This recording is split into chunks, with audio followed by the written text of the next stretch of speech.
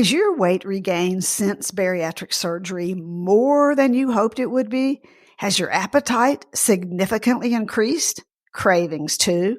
Have friends mentioned or have you read that you might need a weight loss medication? How do you know if that's a smart move for you? Don't go anywhere. Let's talk about 7 things you should know about Wegovy and Ozempic for weight loss after weight loss surgery.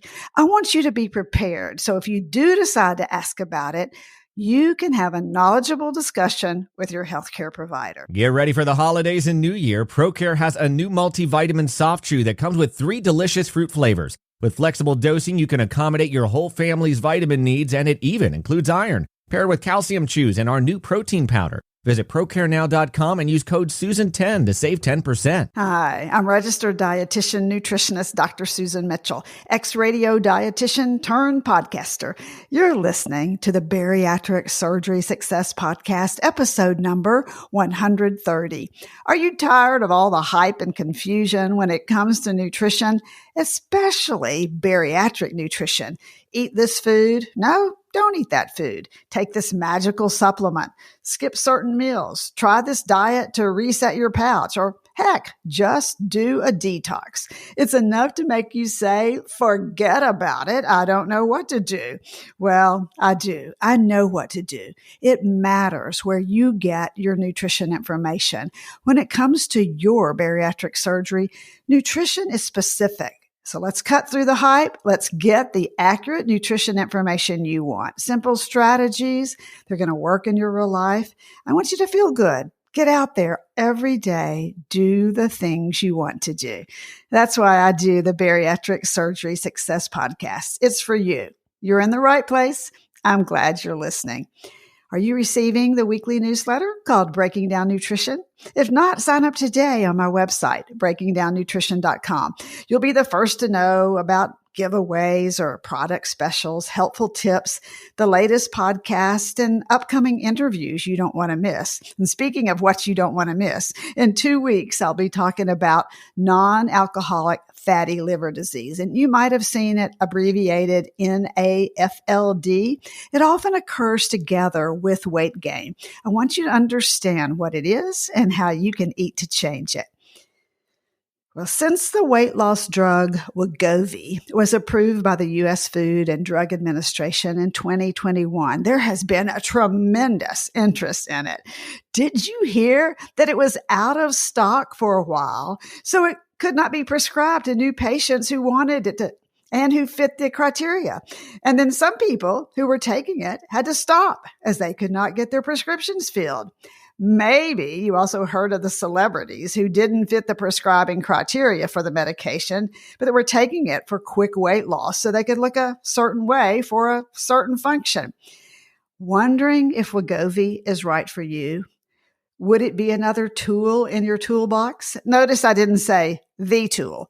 Well, here are 7 things I want you to know, and I want you to consider each one. So should you decide that this might be something for you, you can have an intelligent conversation with your healthcare provider. Number 1, the FDA approved subcutaneous, under the skin, semaglutide.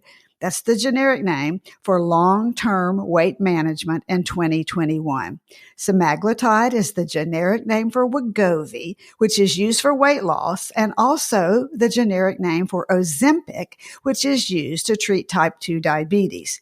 Okay, first thing, important to know, this is the same drug. Okay, Wegovy and Ozempic are both semaglutide, different names. The dose prescribed is different. Wegovy is prescribed at a higher doses of 1.7 and 2.4 milligrams once weekly. Number 2, semaglutide, and that's the generic name I'll be using a lot of times. Again, meaning the brand name that you know, Wegovy or Ozempic, is in a class of drugs called glucagon-like peptide 1 receptor agonist. Okay, no, you don't have to take science, I promise, but this is important to know. We'll just call it GLP-1 for short. That's where you see it in the journals and the various articles. Well, what the heck is it? What you need to know is these drugs, whether Wegovy or Ozempic, mimic a natural hormone released when you eat called glucagon like peptide 1. So what, you're thinking? Well, the drug targets areas of your brain that help regulate appetite and how much you eat. Basically, the drug improves communication between your gut and your brain. This is one reason obesity is more than just lifestyle. It works in the brain to curb your appetite and also works in the stomach to slow down how fast the stomach empties. Well, this results in you feeling less hungry and more satisfied with a small portion. What does that sound similar to? Exactly the way you feel after surgery, right? Well, if you've been struggling now with constantly thinking about food and being hungry, this decrease in appetite could be beneficial as it may take the focus off of food. Well, the drug also helps the pancreas release the correct amount of insulin when blood sugar levels are elevated. Insulin helps move sugar from the blood into body cells where it is used for energy. Number 3. Wegovy is prescribed for long-term weight management.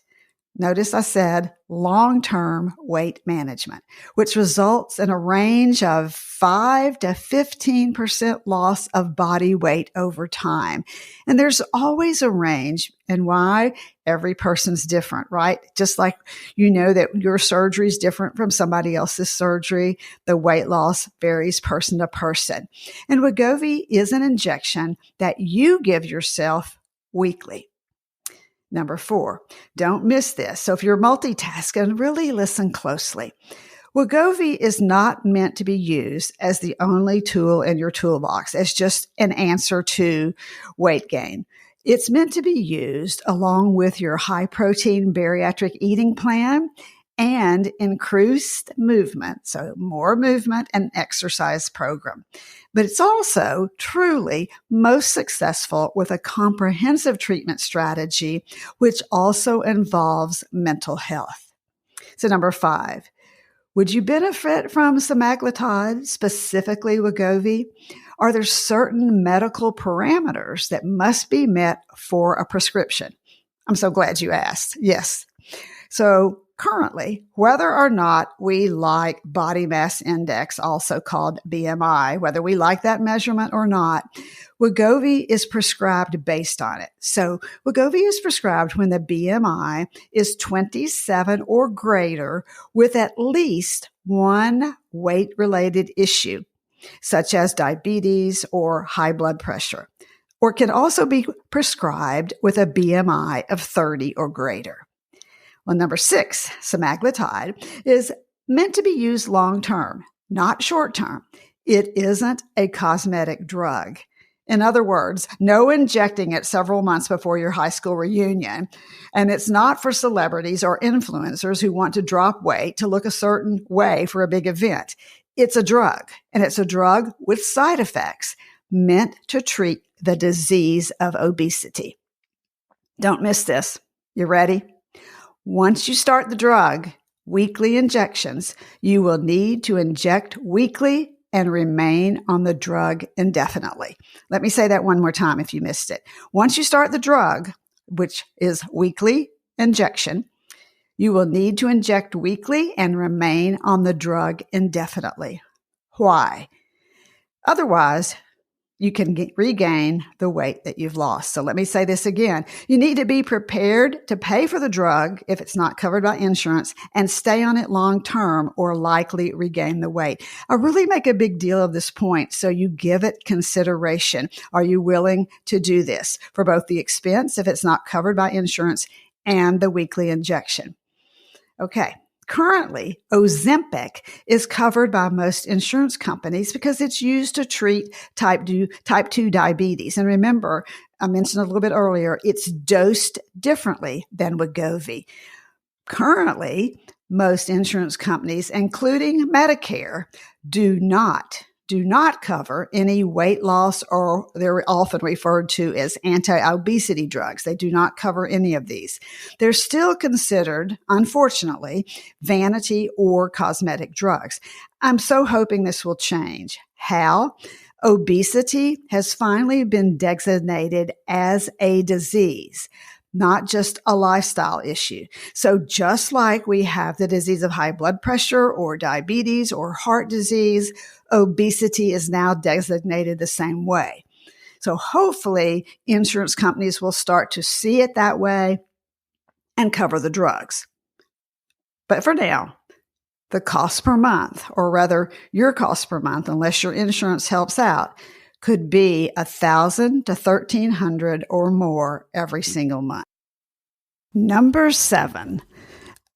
According to the drug producer, there are side effects for you to consider. Typically, these include nausea, diarrhea, and vomiting. Medical data suggests that these side effects can be managed and often do resolve themselves for many people. The dose is often started lower and then increased if needed.